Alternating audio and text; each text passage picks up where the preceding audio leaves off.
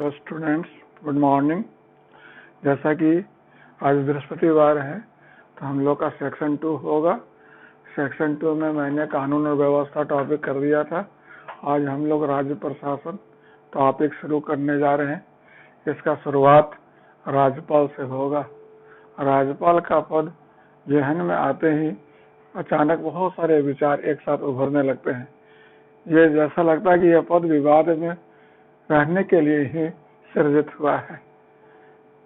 पिछले दिनों आप देख रहे होंगे, चाहे आप महाराष्ट्र ले लो, चाहे आप पश्चिम बंगाल ले लो, चाहे आप पौंडीचेरी ले लो, हर जगह ये पद चर्चा में रहा है। जम्मू कश्मीर में सत्यपाल मलिक जब वहाँ राज्यपाल थे तब उस समय कभी स्थिति ले सकते हो, तो ये हमेशा चर्चा में रहा है। तो आज हम लोग उसी टॉपिक पर वर्कआउट करेंगे। जहाँ तक बीपीएससी का सवाल है, बीपीएससी में राज्यपाल पर क्वेश्चन कभी डायरेक्ट एक ज्यादा नहीं आया, एक ही दफा क्वेश्चन आया था। और इस बार जो इसके पहले जो 63वां बीपीएससी था, 63वां बीपीएससी में क्वेश्चन आया था, वो क्वेश्चन था मुख्यमंत्री का। और मुख्यमंत्री के साथ ही ये आया था, आपका 62 में ही आया था कि राज्य प्रशासन में मुख्यमंत्री की स्थिति, शक्ति और भूमिका का आलोचनात्मक मूल्यांकन करें, उनका राज्यपाल के साथ क्या संबंध है। ये क्वेश्चन आया था एक दफा, बहुत पहले इस बार 60-62 में, और एक दफा ही राज्यपाल पर फुल क्वेश्चन आया है, और वो था आपका 41वां बीपीएससी में। उस क्वेश्चन में आया था कि राज्यपाल बड़ी मात्रा में अच्छा काम कर सकता है यदि वो एक अच्छा राज्यपाल हो, और एक बड़ी मात्रा में बुरा काम कर सकता है यदि वह एक बुरा राज्यपाल हो। टिप्पणी करे, समझ रहे। वैसे तो यूपीएससी और बीपीएससी के जनरल स्टडी पे इस टॉपिक पर हमेशा क्वेश्चन आता है। पिछले साल ही बीपीएससी में इस जीएस में जो इस टॉपिक पर जो क्वेश्चन पूछा गया था वो विवादास्पद हो गया था। यह पूछा गया था क्या राज्यपाल कठपुतली है, सरकार के राज्यपाल की पद कठपुतली का पद कठपुतली है, समझ रहे। तो इस पर काफी हंगामा हो गया। सरकार ने बीपीएससी से जवाब तलब किए। उस मेंबर को जिसने क्वेश्चन सेट किया था उसको इम्पैनलमेंट से परमानेंटली हटा दिए। किस तरह का हमेशा ये मुद्दा रहा है। राज्यपाल का पद सरोजिनी नायडू जो स्वतंत्रता प्राप्ति के बाद इस पद पर बैठी थी, तब से लेकर आज तक इस पद पर हमेशा वाद विवाद होता ही रहा है। तो आज हम लोग उसी पर वर्कआउट करते हैं। जैसा कि आप जानते हो कि भारत में संसदीय शासन प्रणाली का प्रावधान किया गया है, और केंद्र और राज्य दोनों स्तर पर संसदीय शासन प्रणाली है। ठीक है, जिस प्रकार केंद्र में संसदीय प्रणाली है उसी प्रकार राज्य में भी संसदीय प्रणाली है। भारतीय संविधान में राज्यपाल का पद का प्रावधान किया गया है, समझ रहे। प्रत्येक राज्य में एक राज्यपाल होंगे, इसका प्रावधान भारतीय संविधान में ही किया गया है, अनुच्छेद 153 के तहत। क्लियर है। लेकिन एक व्यक्ति को एक से अधिक राज्य का भी राज्यपाल बनाया सकता है। जैसे तो राज्य पुनर्गठन अधिनियम जो था, जो 1957 में 56 में आया था, उसके साथ 7वां संविधान संशोधन 1956 में यह प्रावधान किया गया कि एक व्यक्ति को एक से अधिक राज्यों का भी राज्यपाल बनाया जा सकता है, समझ रहे। जैसा कि अभी तुरंत मैंने आपको बतलाया कि राज्यपाल जो होता है वह क्या होता है, राज्य का संवैधानिक प्रधान होता है, समझ रहे हैं। इसके राज्य का मुख्य कार्यकारी प्रधान होता है। भारत के राष्ट्रपति के समान क्या हुआ, वह राज्य के कार्यपालिका का संवैधानिक प्रधान है। लेकिन इसके अलावे क्या होता है, वह केंद्र सरकार के प्रतिनिधि के रूप में भी काम करता है। तो इस प्रकार भारतीय संविधान में राज्यपाल की जो भूमिका है वह दोहरी भूमिका है। राज्य का संवैधानिक प्रधान और दूसरा क्या हुआ आपका केंद्र सरकार का प्रतिनिधि, दो भूमिका होता है। तो भारतीय संविधान में यदि देखा जाए तो कुछ इस प्रकार सिचुएशन बना कि राज्यपाल जो हुआ राज्य का प्रधान हो गया। प्रदेश का प्रधान कौन हो गया, स्टेट का प्रधान कौन होता है, तो राज्यपाल हुआ। लेकिन राज्य सरकार का अगर बोला जाए तो राज्य सरकार का संवैधानिक प्रधान हो गया राज्यपाल, और वास्तविक प्रधान कौन हो गया, मुख्यमंत्री होता है। मंत्रिपरिषद जो होता है उसका हेड मुख्यमंत्री होता है। इसके अलावा राज्यपाल जो हुआ वह केंद्र सरकार के प्रतिनिधि के रूप में भी काम करता है। तो उस हिसाब से उसकी दोहरी भूमिका हो जाती। क्लियर है? जैसा कि आप देखो, 19 आर्टिकल 153 से शुरू हो जाता है पूरा राज्यपाल का लेखा जोखा, मतलब काम कार्य के प्रावधान का, और आप समझ 167 तक, जिसमें राज्य के मंत्री परिषद का भी प्रावधान है, राज्यपाल से संबंधित 1 वे और अदर वे प्रावधान है। इसके अलावा भारतीय संविधान में और कई प्रावधान है, अनुच्छेद है, जिसमें राज्यपाल से संबंधित महत्वपूर्ण एस्पेक्ट जुड़ा हुआ है। क्लियर है? तो जैसा आप देखते हो कि राज्यपाल का नियुक्ति कौन करता है? राज्यपाल की नियुक्ति राष्ट्रपति करता है अपने मुद्रा सहित हस्ताक्षर द्वारा, मतलब एक वारंट जी कह सकते हो, मतलब आदेश जिसमें राष्ट्रपति का हस्ताक्षर और मुहर दोनों होता है। भारतीय संविधान में आप गौर करना, बहुत ही कम ऐसे पद होते हैं जिसकी नियुक्ति राष्ट्रपति अपने सील एंड सिग्नेचर से करता है, जिसमें सीएजी होते हैं, राज्यपाल होते हैं और भी कुछ विशिष्ट पद होते हैं। क्लियर है? तो राष्ट्रपति के सील एंड सिग्नेचर से राष्ट्रपति इसका क्या होता है? नियुक्ति किया जाता है। आमतौर पर इसका कार्यकाल कितना माना गया है? 5 वर्ष माना गया है, लेकिन ऐसा कुछ नहीं है। यह पद जो होता है राष्ट्रपति के पश्चात पर्यंत रहता है, यानी राष्ट्रपति चाहे तो इसको पहले भी हटा सकता है, और या राष्ट्रपति को इस्तीफा देकर पहले भी पद से विमुक्त हो सकता है। एक बार जो केबीएससी, जो शुरू में जब केबीसी कौन बनेगा करोड़पति को शुरू हुआ था, तो उसमें पूछा गया था जो कि राज्यपाल का कार्यकाल कितने वर्ष होता है, तो कंटेंडेंट ने 5 साल बतला दिया, और उस समय उन्होंने बोल भी दिया कि हाँ 5 साल, और आंसर सही हो गया। लेकिन अगले दिन जो होस्ट उन्होंने और बतलाया, क्लैरिफाई किया कि 5 साल वैसे है, लेकिन ये पद राष्ट्रपति के पश्चात पर्यंत होता है, यानी राष्ट्रपति जब तक चाहेंगे तब तक इस पद पर लोग रहेंगे। समझ रहे हैं? इसके पहले इस्तीफा देकर वो पद से जा सकते हैं। कि भारतीय संविधान में राज्यपाल के पद का बहुत ज्यादा योग्यता निर्धारित नहीं किया गया है। पहला योग्यता क्या है कि वह भारत का नागरिक होना चाहिए, और दूसरा उसका उम्र क्या होना चाहिए? 35 वर्ष से ज्यादा, 35 वर्ष या उससे ज्यादा होना चाहिए। बस यही 2 योग्यता है। इसके अलावा 2 परंपरा बना हुआ है कि वह व्यक्ति क्या होता है? राज्य के बाहर का निवासी होना चाहिए, और दूसरा उसके नियुक्ति में राज्य के मुख्यमंत्री से परामर्श लिया जाना चाहिए। लेकिन आप देखते हो कई दफा इसका अनदेखा भी हुआ है पश्चिम बंगाल में, और फिर आप देख सकते हैं हैदराबाद में जो आंध्र प्रदेश, उसमें मतलब जो नियुक्ति किया गया था राज्य के निवासी को ही वहाँ प्रमुख राज्यपाल नियुक्त किया गया है। और जहाँ तक मुख्यमंत्री से परामर्श का सवाल है, वो तो शायद ही कभी होता है। मैक्सिमम सर्कमस्टांस में यही देखा जाता है कि केंद्र सरकार राज्यपाल अपनी इच्छा पर ही नियुक्त करती है। ठीक है? इसके अलावा आप देखते हो कि भारतीय संविधान में राज्यपाल के पद के संबंध में कई सेवा शर्त के संबंध में कई प्रावधान निर्धारित किया गया है।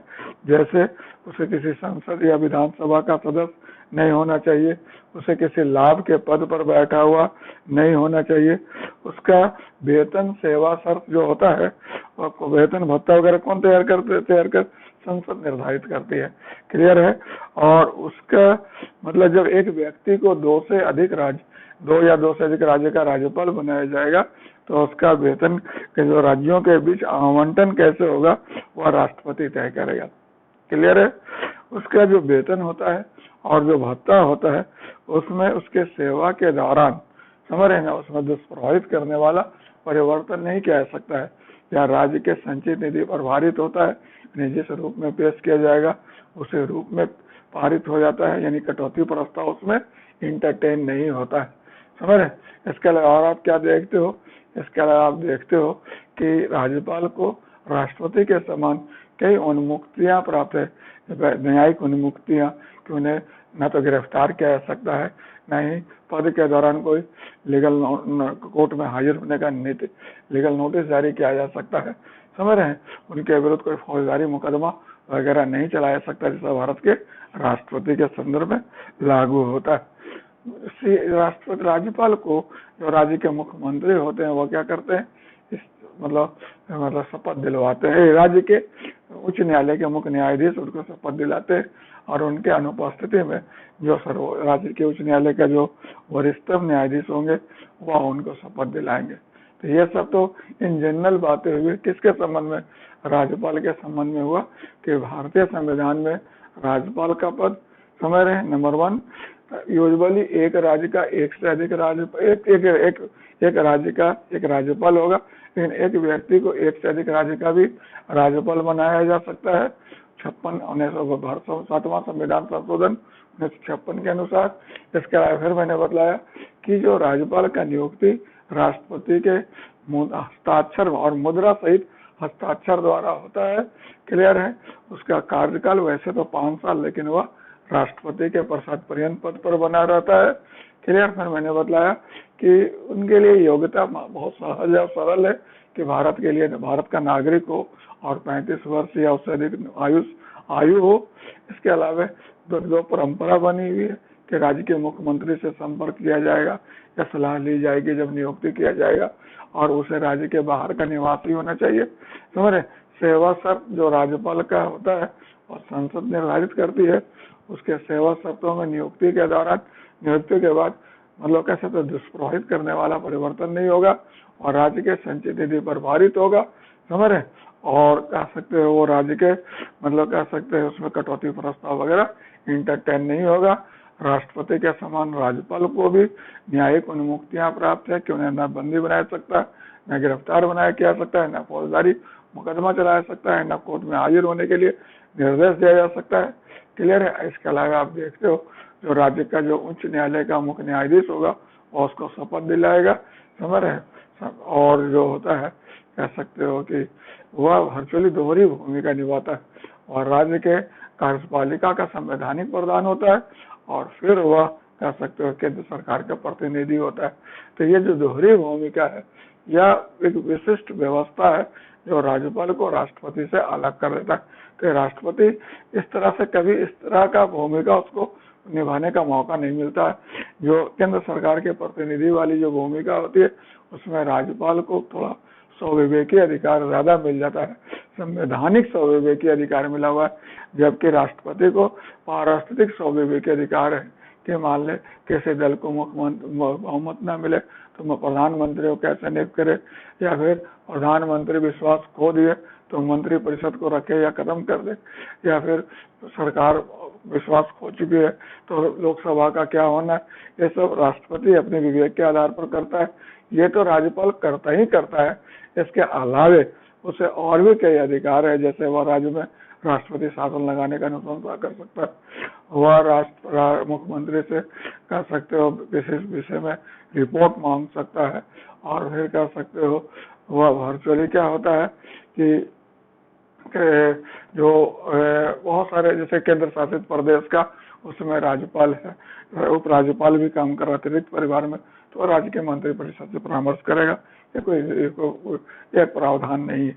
तो ये सब कुछ प्रोविजन है जो राज्यपाल के पद को क्या करता है, अलग बना देता है। क्लियर। हम यहाँ पर देखते हैं कि राज्यपाल के अधिकार और शक्तियां क्या है। तो जैसा कि आप जानते हो राज्यपाल का अधिकार और शक्तियां जहाँ तक संविधान के दृष्टि से देखा जाए तो बहुत ही व्यापक और विपुल है। समझ। ठीक राष्ट्रपति के समान है, उससे ज्यादा ही है, लेकिन जैसे राष्ट्रपति को कूटनीतिक अधिकार है, आपातकालीन अधिकार है, सैन्य अधिकार है, उस तरह का अधिकार राज्यपाल को नहीं है। राज्यपाल को विधायी अधिकार है, कार्यकारी अधिकार है, न्यायिक अधिकार है, वित्तीय अधिकार है, और थोड़ा बहुत उसको स्वविवेकी अधिकार जब मतलब दिया हुआ है संविधान के द्वारा। तो हम लोग राज्यपाल का जो अधिकार है, कार्य शक्ति है, उसको हम लोग कुछ इस तरह से देख सकते हैं। कार्यकारी शक्ति क्या है, विधायी शक्ति क्या है, न्यायिक शक्ति क्या है, वित्तीय शक्ति क्या है, ये सब हम लोग थोड़ा चेक कर सकते हैं। क्लियर है। There is no confusion. तो सबसे पहले हम लोग बात करते हैं कार्यकारी शक्ति। समझ रहे। अनुच्छेद अगर 154 देखा जाए तो अनुच्छेद 154 में क्या होता है कि राज्य की समस्त कार्यकारी शक्ति जो होगा वह किस में निहित होता है, राज्यपाल में निहित होता है, जिसका प्रयोग वह स्वयं अथवा अपने अधीनस्थों के सहयोग से करता है। There is no confusion. समझ आया आपको। इसका सहयोग वह मंत्री परिषद के अपने अधीनस्थों के सहयोग से करता है या स्वयं करता है। क्लियर है।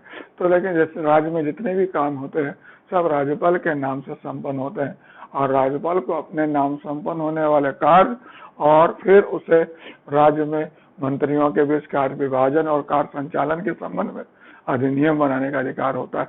तो कार्यकारी अधिकार के तहत देखोगे कि राज्यपाल का पहला काम क्या है, अपने नाम संपन्न होने वाले कार्य और राज्य में मंत्रियों के बीच कार्य विभाजन और कार्य संचालन के संबंध में अधिनियम बनाएगा।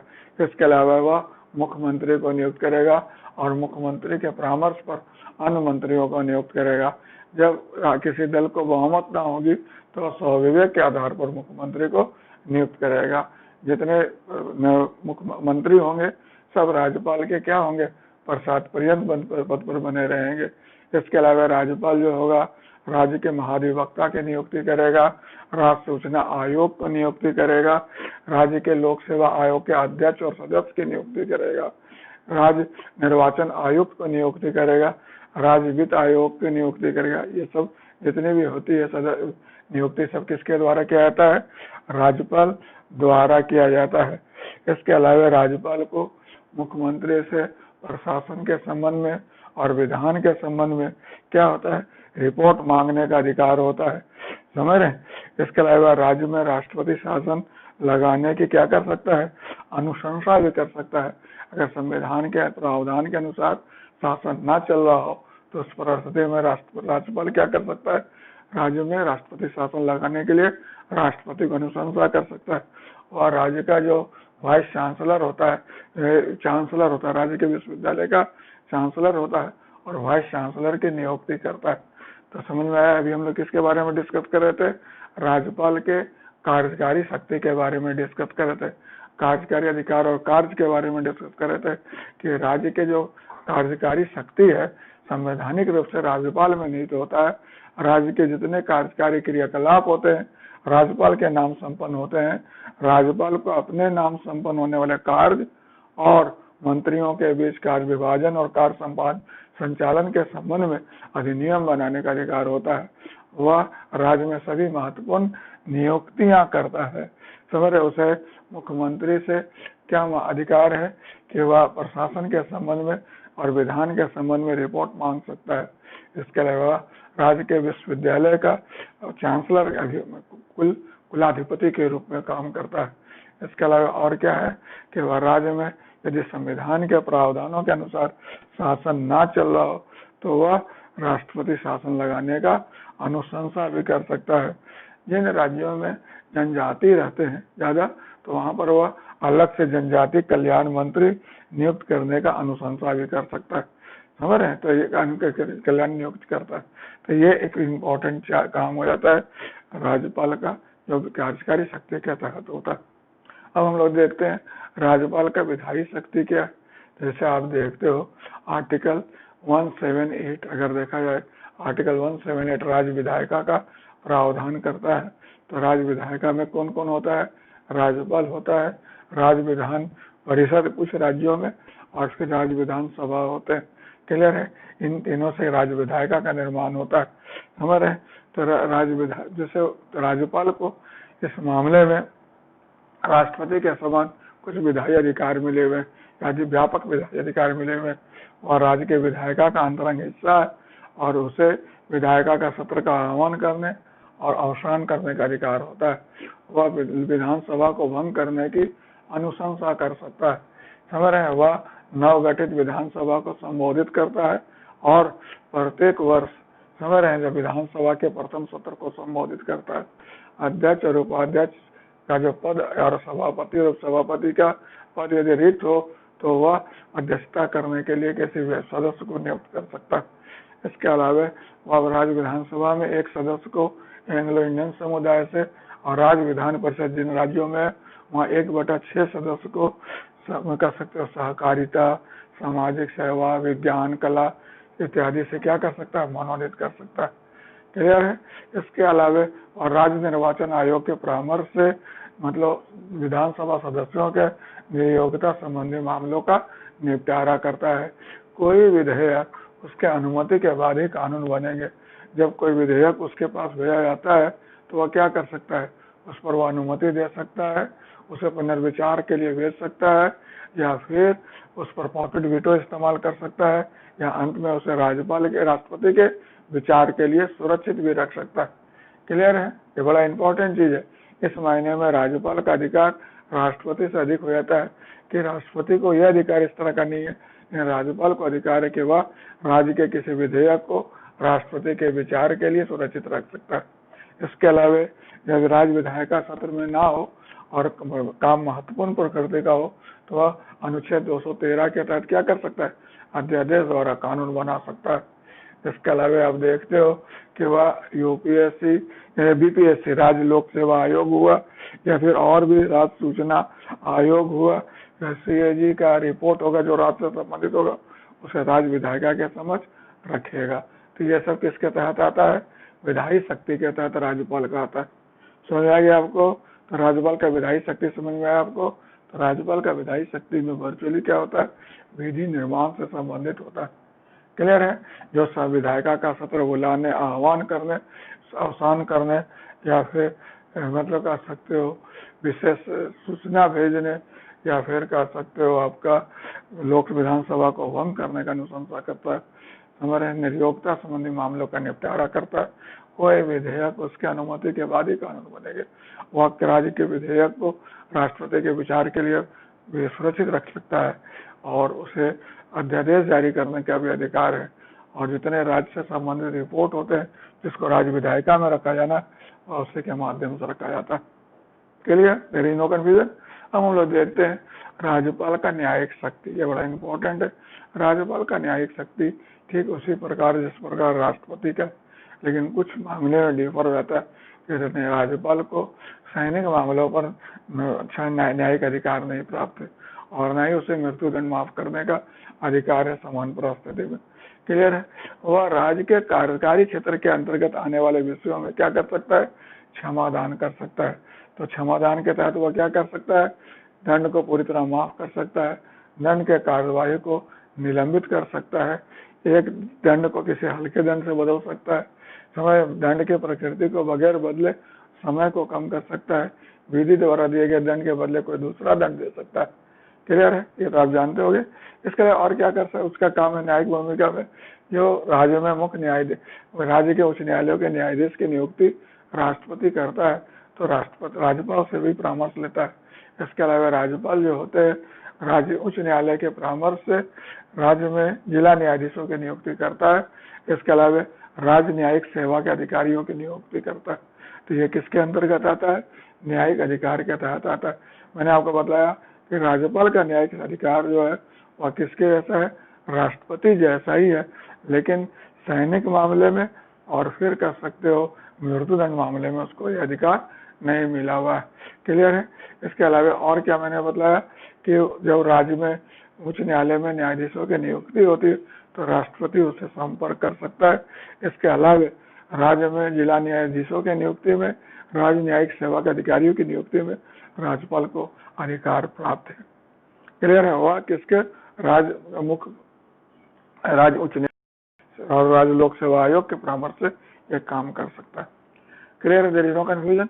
अब देखते हैं वित्तीय शक्ति।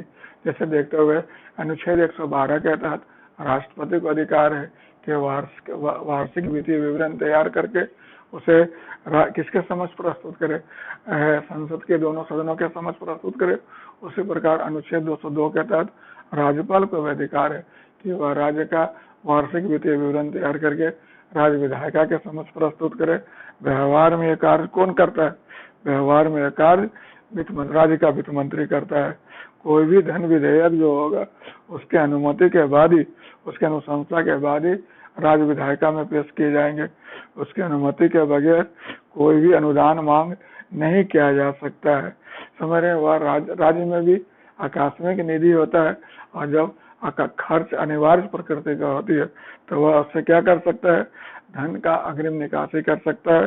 इसके अलावा वह प्रत्येक 5 वर्ष पर, जैसा कि आप जानते हो, राज्य और स्थानीय संस्थाओं के बीच वित्तीय संबंधों का अध्ययन करने के लिए राज्य वित्त आयोग की स्थापना कर सकता है। क्लियर है? तो ये किसके तहत आया, वित्तीय शक्ति के तहत हुआ।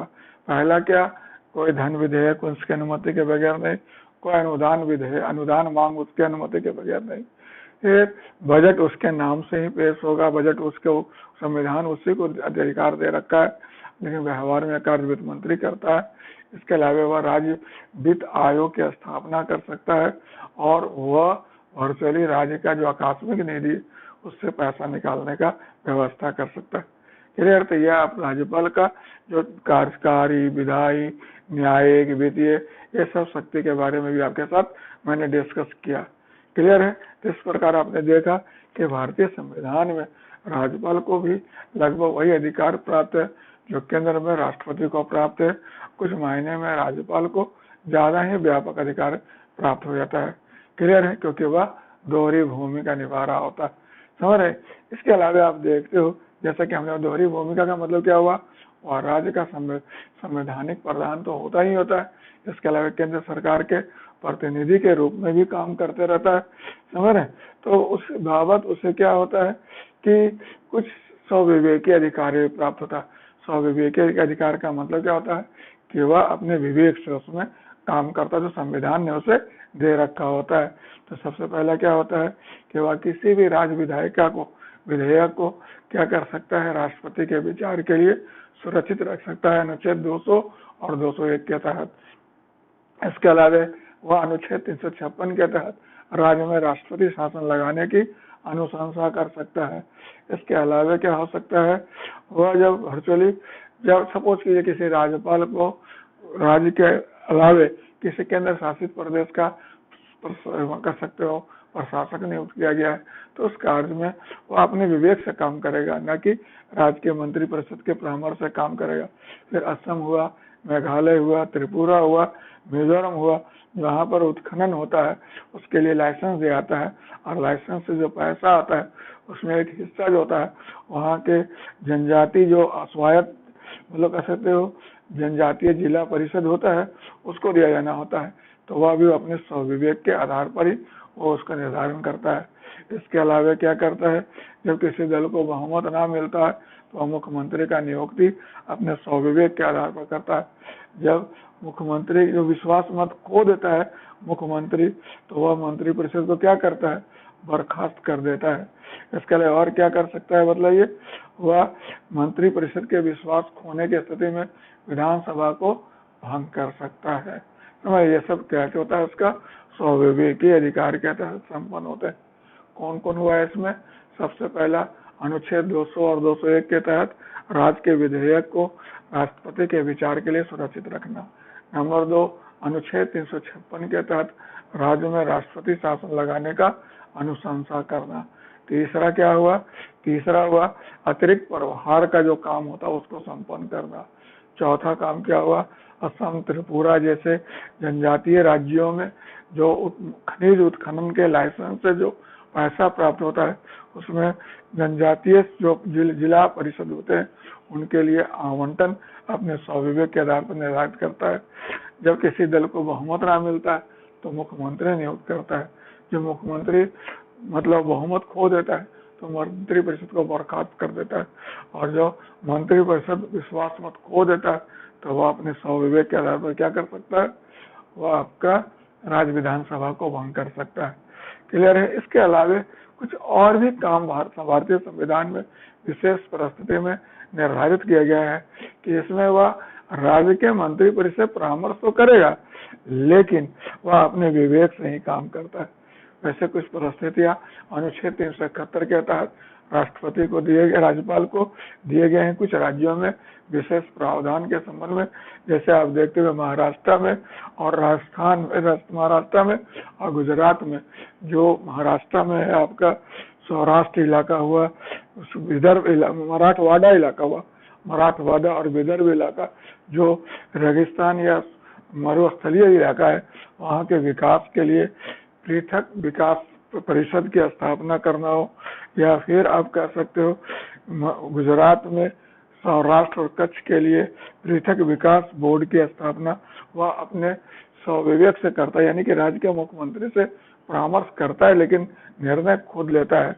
उसी प्रकार नागालैंड में कानून और व्यवस्था के संबंध में, यहाँ पर असम में जनजातीय क्षेत्र के प्रशासन के संदर्भ में, मणिपुर में पहाड़ी क्षेत्र के प्रशासन के संदर्भ में, सिक्किम में सामाजिक आर्थिक विकास के संदर्भ में, अरुणाचल प्रदेश में कानून और व्यवस्था के संबंध में राज्यपाल को कुछ विशेषाधिकार मिला हुआ है, जिसका वह के निष्पादन राज्य के मंत्री परिषद के परामर्श तो लेता है लेकिन करता स्वविवेक के आधार पर। अनुच्छेद 371 में मैंने आपको क्या बताया, कुछ राज्यों को विशेषाधिकार प्राप्त इस मायने में, जिसमें महाराष्ट्र हो गया, गुजरात हो गया, जहाँ मरुस्थलीय टाइप का या जो बंजर जो पिछड़ा क्षेत्र है उसमें विकास के लिए विकास बोर्ड की स्थापना हुआ, या फिर अरुणाचल प्रदेश में लॉ कानून व्यवस्था हुआ, मणिपुर में मैंने बतलाया कि पर्वतीय क्षेत्र का प्रशासन हुआ। ये सब संबंध में राज्यपाल को विशेष अधिकार इस थोड़ा सा मिला हुआ है। इन दोनों को मिला दिया तो मोटा मोटी क्या हुआ, राज्यपाल का जो अधिकार है 3 तरह का बना। एक तो हुआ राज्यपाल उन सब अधिकांश परिस्थिति में राज्यपाल मंत्री परिषद के परामर्श पर कार्य करता है। नंबर 2, कुछ ऐसे काम है जिसमें राज्यपाल मंत्री परिषद परामर्श तो देता है लेकिन अपने स्वविवेक के आधार पर काम करता है, और कुछ कार्य ऐसे जो राज्यपाल पूर्ण रूप में स्वविवेक के आधार पर करता है, यानी मंत्री परिषद से परामर्श ना लेता है, हालांकि इसकी भूमिका इसका क्षेत्र कम है। क्लियर है? तो इस हिसाब से राज्यपाल का पद जो होता है ना बहुत कंट्रोवर्शियल हो जाता है। उसे कहते हैं कांटों का सेज कहते हैं, 2 धारी तलवार पर चलने के समान होता है, और एक साथ 2 ताज पहनता है, राज्य का संवैधानिक प्रधान और केंद्र सरकार का प्रतिनिधि। समझ, उसी को केंद्र बिंदु पर रखकर बीपीएससी ने 41वां बीपीएससी में एक महत्वपूर्ण क्वेश्चन पूछा था कि एक अच्छा राज्यपाल बहुत अच्छा काम कर सकता है, एक बुरा राज्यपाल बहुत बुरा सिद्ध हो सकता है। ऐसे तो संविधान में ऐसी कोई व्याख्या नहीं किया गया है कौन अच्छा राज्यपाल होगा और कौन बुरा राज्यपाल होगा, लेकिन आप यहाँ पॉइंट आउट कर सकते हैं कि दो भूमिका है, दोनों भूमिका के बीच यदि आप तालमेल बैठाकर चलते हैं, संविधान के भावना को ध्यान में रखकर काम करते हैं, देश के सर्वांगीण विकास और राज्य के सर्वांगीण विकास को केंद्र बिंदु पर रखते हैं, तो निश्चित रूप से आप अच्छे राज्यपाल हैं। और यदि आप इन दोनों भूमिका के बीच तालमेल खराब कर देते हैं, या फिर आप जो राज्य के हितों की उपेक्षा कर दलगत और संकीर्ण राजनीति में इन्वॉल्व हो जाते हैं, केंद्र सरकार के एजेंट के रूप में काम करते हैं, तो निश्चित रूप से आप पर खराब राज्यपाल का तोहमत लग सकता है। तो जैसा अच्छा राज्यपाल और बुरा राज्यपाल बड़ा इंपॉर्टेंट है। यदि अच्छा राज्यपाल का सबसे पहला क्वालिफिकेशन तो ये है कि वर्चुअली क्या होना चाहिए, वह दोनों भूमिका के साथ तालमेल बैठाकर चले, नंबर 1। दूसरा, वह जो है वर्चुअली राज्य के हित को प्रमुखता दे, समझ रहे हैं। तीसरा, वह संविधान के प्रावधानों को केंद्र बिंदु पर रखकर उसे सर्वोपरि मानते हुए आचरण करे, समझ रहे। वह दलगत और संकीर्ण राजनीति में डे टू डे पॉलिटिक्स में इन्वॉल्व ना हो, समझ रहे। वह केंद्र सरकार पर राज्य के लिए बेहतर लाभ के लिए दबाव बनाए और राज्य के लिए अच्छे अच्छे योजना झटके।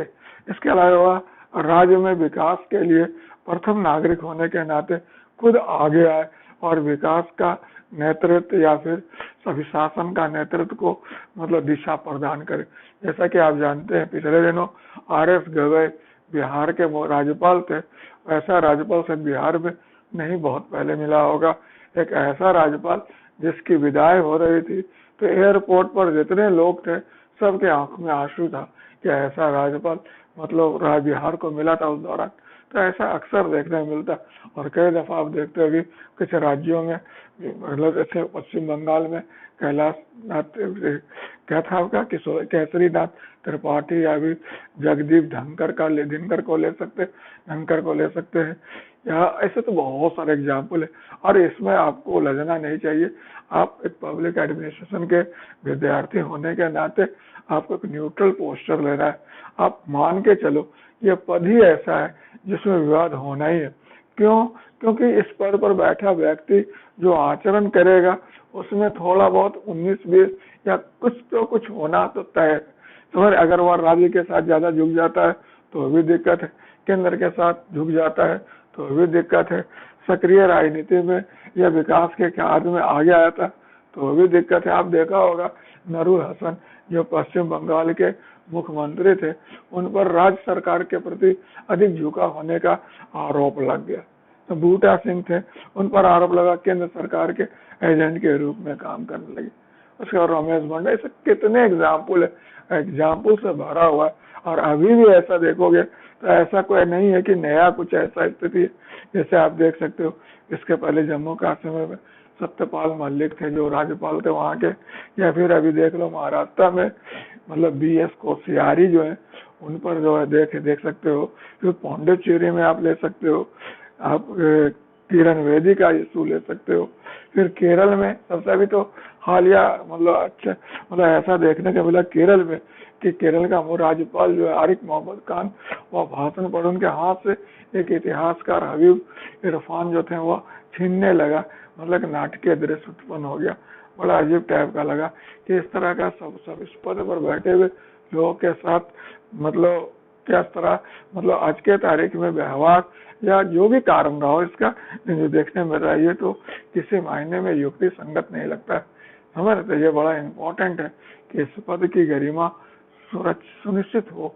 इस पद के साथ संविधान ने जो व्यवस्था दे रखा है उसको तवज्जो दिया जाए। समझ रहे, इस पद को दलगत और संकीर्ण राजनीति में घसीटा ना जाए। क्लियर है। पिछले दिनों आपने देखा होगा कि इस पद पर कई मुद्दों पर, इस पद से संबंधित कई मुद्दों पर लगातार विवाद होते रहा। तो क्या क्या मुद्दा है जिस पर राज्यपाल के पद पर विवाद होता है? सबसे पहला तो होता है राज्यपाल पद के लिए योग्यता क्या है।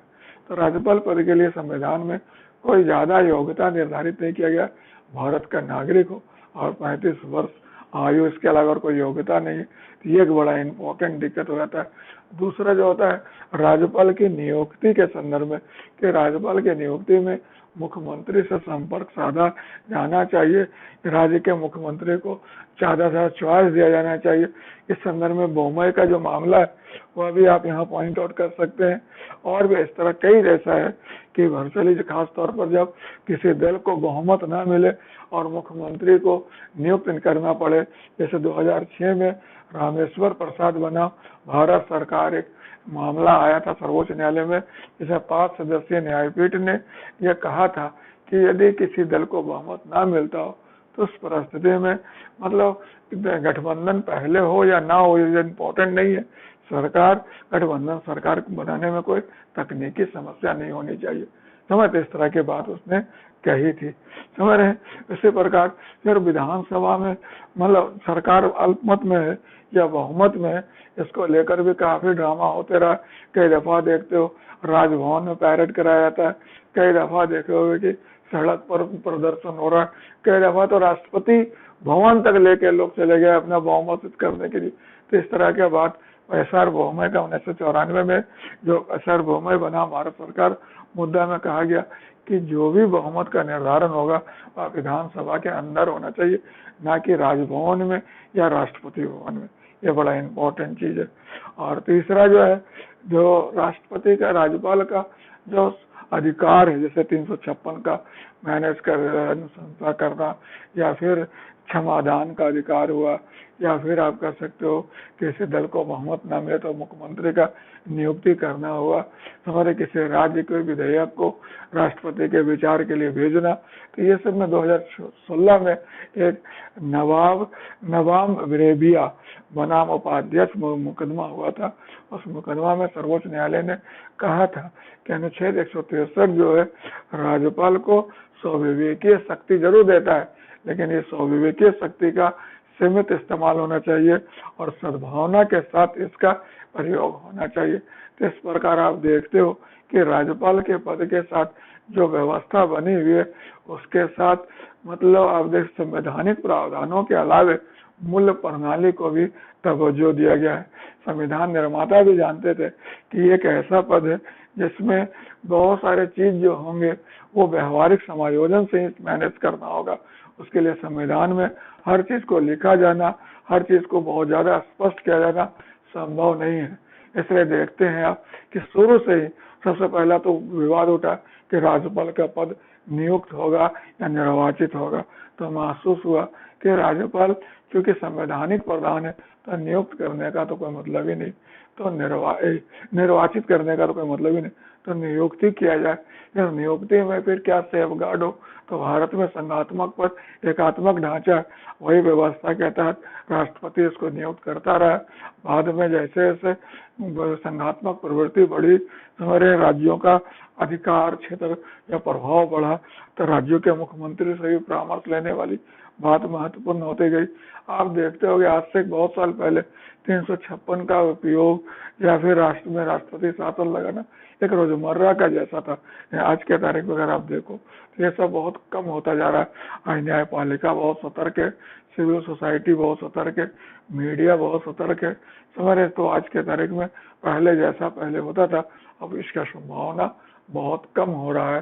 क्लियर है? तो लेकिन फिर भी राज्यपाल का पद के साथ जो द्विधा, जब सही शब्द इस्तेमाल करना होगा, द्विधा, इस पद के साथ जो द्विधा है वह जो स्वाभाविक है, और इस पद का थोड़ा विवाद में होना भी स्वाभाविक है। ऐसा कुछ ऐसा आश्चर्य की बात नहीं है कि चूंकि ऐसा दोहरा ताज है। एक दफा यूपीएससी में क्वेश्चन आया था कि राज्यपाल के पद को पूर्णिमा के दिन होता है, चंद्र पूरा होता है, दोपहर के समय जो चंद्रमा होता है उसके समान निस्तेज मानना भारी भूल होगा। बिल्कुल सही है कि दोपहर में कोई भी चाहे चंद्रमा फूल रहे या हाफ रहे, सूर्य के सामने तो निस्तेज ही रहता है, तो पूर्णिमा भी हो इसके बावजूद भी निस्तेज होगा। क्या राज्यपाल को हम वैसा ही माने? अभी जैसा बीपीएससी में जो क्वेश्चन आया था कि राज्यपाल कठपुतली है वगैरह, क्या वैसा राज्यपाल रियली कठपुतली है?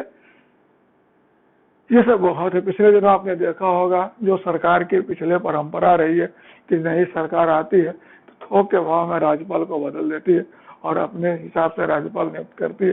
पिछले दिनों इस पर भी काफी इवेंट कराया हुआ, क्यों? राज्यपाल का कार्यकाल तो स्थिर होना चाहिए।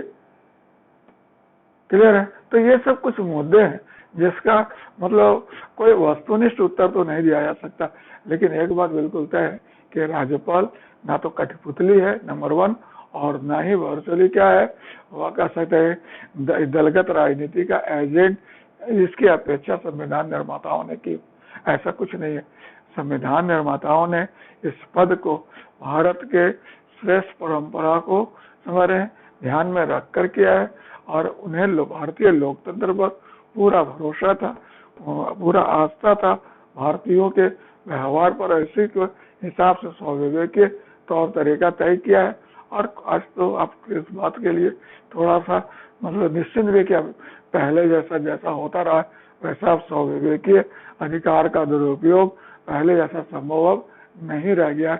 आज बहुत परिनिरीक्षा, स्क्रूटनी, बहुत जनता का या कह सकते हो मतलब नजर है सभी का कि इस पद पर अब पहले जैसा व्यवहार जो होता रहा अब तो शायद नहीं हो पाएगा। क्लियर है? लेकिन राज्यपाल का पद अभी बहुत महत्वपूर्ण पद है। इस पद का प्रभावकारिता मतलब इस बात पर निर्भर करता है कि इस पद पर बैठा व्यक्ति कैसा है और फिर परिस्थितियां कैसी है। अगर इस पद पर बैठा व्यक्ति सही है तो फिर यह पद भी सही रहेगा, और इस पद पर बैठा व्यक्ति अगर कॉन्ट्रोवर्शियल है तो पद भी कॉन्ट्रोवर्शियल हो जाएगा। ज्यादातर आप देखते होंगे जो राजनीतिक पृष्ठभूमि वाले लोग जब इस पद पर बैठते हैं तो पद भी कंट्रोवर्शियल होता है। लेकिन ज्यादातर जब प्रशासनिक अधिकारी, सेना के अधिकारी सबको इस पद पर बैठने का मौका मिलता है तो थोड़ा यह पद अपनी मर्यादा में रहता है। सिर्फ और अभी जम्मू कश्मीर का ही मुख्यमंत्री वाला ही राज्यपाल का पद देख लो। क्लियर? तो एक बात ये होता है कि इस पद पर बैठा हुआ व्यक्ति होता कैसा है, और दूसरा परिस्थितियां कैसी है। अगर केंद्र और राज्य दोनों में एक दलीय सरकार है, एक ही दल की राजनीति के दल की सरकार है, तो फिर तो ऐसा राज्यपाल के लिए कुछ बनता भी नहीं करने के लिए। लेकिन जब दोनों में अलग अलग दल की सरकार होती है तो फिर स्वाभाविक रूप से थोड़ा सा विवाद होना स्वाभाविक हो जाता है। विवाद मतलब हो भी ना हो, लेकिन लोगों को ऐसा लगने लगता है। क्लियर है? अब यहाँ पर एक बात और भी है कि हम लोग जैसे संविधान में हम लोग मतलब जो व्यवस्था की गई है कि वह केंद्र सरकार के प्रतिनिधि के रूप में काम करेगा। कब? जब कुछ ऐसी विशेष परिस्थिति आए कि राज्य देश के अखंडता एकता के साथ विपरीत व्यवहार ना करे, देश की अखंडता एकता को किसी प्रकार भय राज्य से न उत्पन्न न होने लगे, विषम परिस्थिति राज्य के समक्ष हो जाए।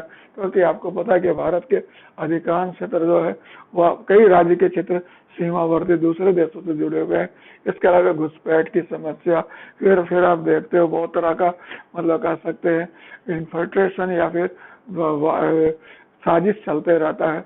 देश की अखंडता एकता को उसके कारण हमेशा चुनौती बना रहता है। तो इस परिस्थिति में ये वाजिब हो जाता है भारतीय व्यवस्था में कि कुछ ऐसी व्यवस्था रहे कि अगर कोई राज्य में व्यवस्था कमजोर भी पड़े तो केंद्र की व्यवस्था हो जो उसको कंट्रोल कर सके, उसको मैनेज कर सके। तो राष्ट्रीय अखंडता और एकता में ये आवश्यक है कि राज्यपाल का पद होना चाहिए। जैसा कि देखोगे राजमन्नार समिति और बहुत सारे लोग ने तो इस पद को समाप्त करने की बात कर रहे हैं, इस पद को ही समाप्त कर दिया जाए, या अभी भी बहुत सारे लोग हैं जो इस बात के हिमायती के राज्यपाल के पद को समाप्त कर दिया जाना चाहिए। लेकिन नहीं, भारत की जो संघात्मक एकात्मक ढांचा का जो समायोजन है, संतुलन है, वह इस पद की आवश्यकता को आज भी पहचान देता है और आवश्यकता को बल देता है। यह पद आवश्यक है, यह पद संघात्मक में एकात्मक प्रवृत्ति को बल देता है, खासतौर पर उस परिस्थिति में जब चीन या फिर पाकिस्तान या फिर देश जम्मू कश्मीर जैसे अन्य विभिन्न राज्यों में विभिन्न प्रकार के विपरीततावादी मानसिकता काम कर रही। तो इस परिस्थिति में यह आवश्यक हो जाता है कि केंद्र का उन पर प्रभाव नियंत्रण प्रभावी रूप से बना रहे। क्लियर है? लेकिन हाँ, ये बात जरूर सुनिश्चित होना चाहिए कि चूंकि भारत का संघात्मक व्यवस्था सहकारी संघवाद पर आधारित, कोई भी विचार कोई भी बातें थोप कर नहीं की जानी चाहिए। इसलिए राज्यपाल का नियुक्ति के समय राज्य के मुख्यमंत्री से परामर्श लेना वाजिब है। राज्यपाल के माध्यम से दलगत और संकीर्ण राजनीति को दूर रखना ही ठीक है। राज्य के व्यवस्था में राज्यपाल संविधान को ही शीर्ष मानकर कार्य करे, आचरण करे, ज्यादा अच्छा है। और सबसे इंटरेस्टिंग कि राज्यपाल का नियुक्ति जो कुछ व्यवहार कुछ ऐसा हो कि वह राज्य के सर्वांगीण विकास में सहयोगी बने, ना कि बाधक बने। क्यों? क्योंकि राज्य मजबूत होंगे तभी देश मजबूत होगा, और राज्यपाल ऐसा करने में बहुत हद तक सक्षम और मतलब कह सकते हैं सशक्त भी है। तो इस परिस्थिति में हम लोग का इसको यहीं पर कंक्लूड किया जा सकता है कि भारतीय संविधान के निर्माताओं के मंशा को ध्यान में रखते हुए, उनके उच्च मूल्यों को ध्यान में रखते हुए राज्यपाल का पद भारतीय प्रशासन में पहले के समान आज भी महत्वपूर्ण है। और इस पद पर विसंगतियां जो भी है जिसके कारण आलोचना वगैरह होता है, उसे श्रेष्ठ मूल्यों द्वारा प्रतिस्थापित करने की जरूरत है। और अगर जरूरत है तो संविधान में संशोधन भी किया जा सकता है, लेकिन अदरवाइज इसमें व्यवहारिक समायोजन से करेक्ट करने की जरूरत है। और सबसे इम्पोर्टेंट कि इसमें पारदर्शिता, हमारे लोकहित और फिर संवैधानिकता, इन्हें तीनों को व्यवहार में रखते हुए केंद्र सरकार, राज्य सरकार और दोनों के बीच राज्यपाल जो कड़ी है उससे व्यवहार की अपेक्षा की जाती है। ठीक है, तो आप इसका क्वेश्चन का आंसर लिख के लाना। एक अच्छा राज्यपाल कैसे अच्छा हो सकता है, एक बुरा राज्यपाल कैसे बुरा हो सकता है, उसका आंसर लिखो, किताब कंसल्ट करो, नोट्स कंसल्ट करो, मेरे लेक्चर को 2 बार सुनो और लिखने को अगर कोई दिक्कत है तो आप मेरे से संपर्क कर सकते हो। Okay, all the best, enjoy.